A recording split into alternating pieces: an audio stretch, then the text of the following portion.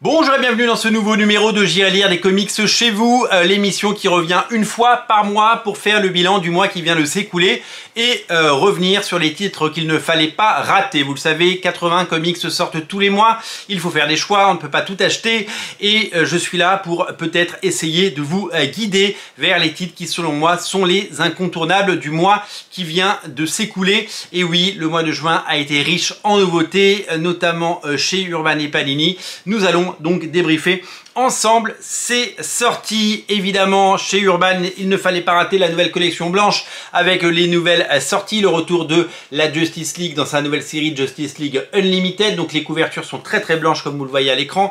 Le dos est blanc versus noir. L'ADA a changé, mais à l'intérieur, c'est que du bonheur avec le DC All-In Special qui lançait la nouvelle ère éditoriale chez DC Comics fin 2024 et qui arrive maintenant en France en 2025. En France, ça s'appelle Prime, ça s'appelle pas All-In. Il faut suivre, mais c'est comme ça. Justice League, donc Unlimited tome 1. Mark Waid relance la Justice League, qui était une série qui n'était plus éditée depuis de nombreuses années, et dessinée par le fabuleux, incroyable, talentueux, génialissime Dan Mora. Et oui, c'est Dan Mora qui est aux manettes, et cet album, il est vraiment magnifiquement produit. Dans la même collection, ne ratez pas le retour de la seconde série Batman. Vous savez, il y a la série Batman qui continue, la série avec Jim Lee aux manettes. Et bien cette série, c'est Batman Ghost of Gotham. C'est la série Detective Comics, la seconde série.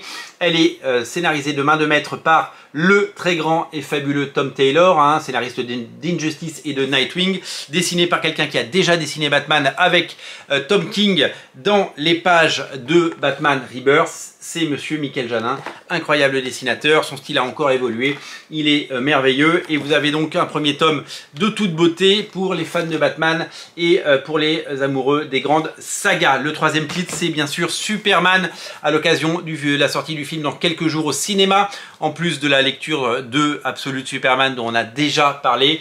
Ne ratez pas la série régulière Superman avec une sorte de nouveau départ, également dessiné par Dan Mora, et oui, il est partout, scénarisé par Joshua Williamson.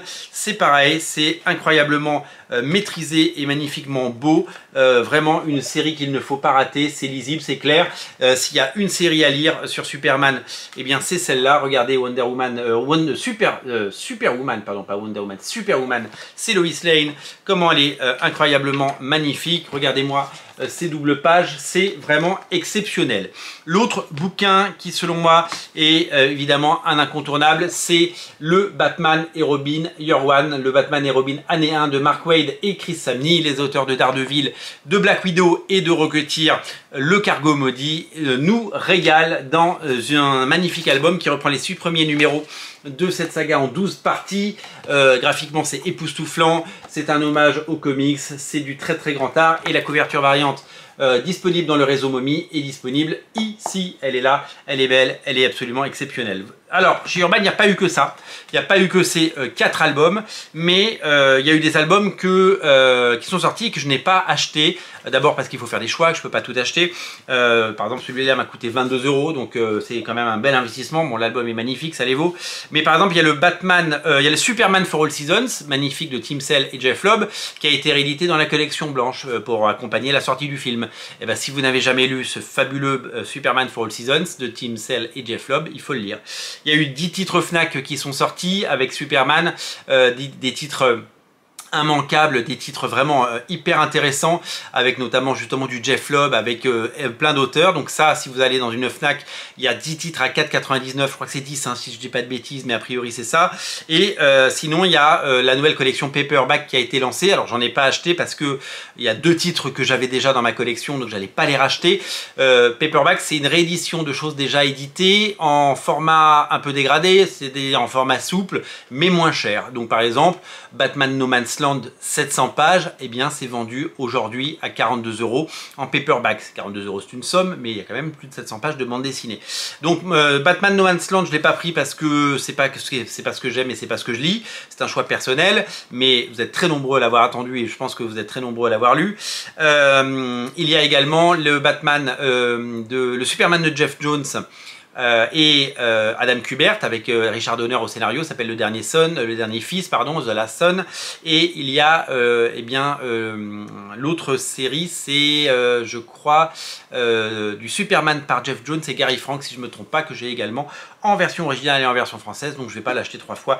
Voilà pourquoi je n'ai pas fait ce choix, mais ça fait partie des titres qu'il ne faut pas rater. Petite parenthèse et petit détour pour parler des sorties Delcourt. Peu de sorties en juin, mais des sorties de qualité, une nouvelle fois, avec le deuxième tome de Tech Jacket en intégrale. Vous le savez, c'est dans l'univers Invincible, après la réédition des 12 tomes en intégrale d'Invincible, après la réédition des Gardiens du Globe, avant la réédition de Wolfman en décembre, et bien c'est Tech Jacket qui a droit à sa propre série, et donc vous allez pouvoir découvrir la suite de ses aventures dans ce tome 2. Alors c'est très marrant, petite anecdote, mon fils est tombé comme un fou amoureux de Invincible, il a bouffé les 12 tomes en intégrale, ensuite il a voulu lire autre chose, donc je lui ai mis les Gardiens du Globe qu'il a lu, après il a voulu lire d'autres choses, je lui ai fait lire le Shark, le Sea Shark, le truc de Ryan Otley là, publié par Comics Initiative, le Grizzly Bear, voilà, et Sea Shark, enfin voilà, donc qui était très drôle. Et puis je lui ai filé Wolfman, qui est ma version chez Glénat, qui est là,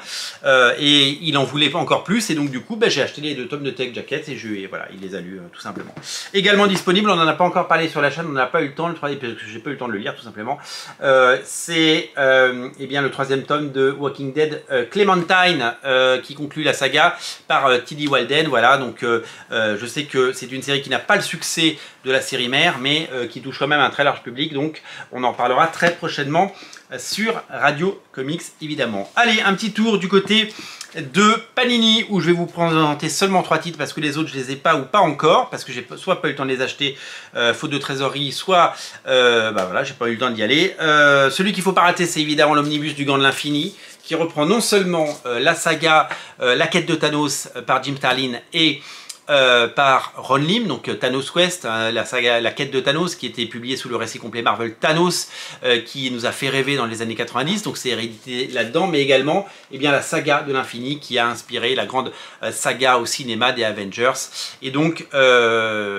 6 épisodes de légende par Jim Starlin, par George Pérez et par Ron Lim, des épisodes exceptionnels qu'il ne faut pas rater, entourés de tous les épisodes qui avaient été édités à l'époque, notamment tout ce qui nous a amené à cette saga du Gant de l'Infini, tous les épisodes de Silver Surfer par Jim Starlin et Ron Mars et Ron Lim. Voilà, donc vraiment de grands auteurs, un omnibus magnifique. Le page à page est disponible sur la chaîne, bien sûr, sur Radio Comics.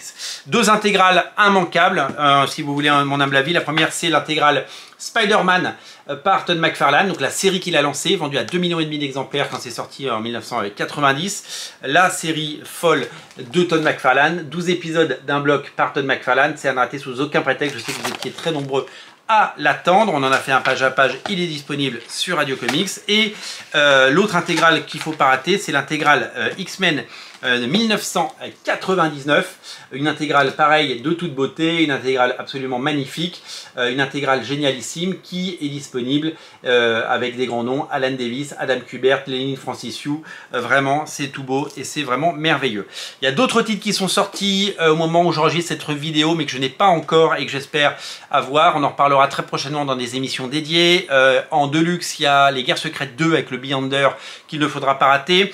Du côté de Mark Millar, il y a Nemesis, la nouvelle série Nemesis, j'ai oublié le nom, Rogues Gallery, voilà c'est ça, et Wolverine Vengeance, qui n'est pas le meilleur scénario de Jonathan Hickman, mais qui a la chance d'avoir des dessins fabuleux de Greg Capullo. Il a fait un super boulot. Il y a une version normale en 100%, il y a une version noir et blanc en prestige noir et blanc, et il y a une version Red Band en fascicule dans un coffret qui n'est pas de la meilleure qualité, je dois vous avouer, je l'ai vu en boutique, waouh, le coffret, c'est pas tout à fait ça. Mais en tout cas, vous pouvez vous pencher sur une de ces collections si vous voulez profiter du dessin de Greg Capullo. Voilà pour eh bien, mes recommandations de 2000.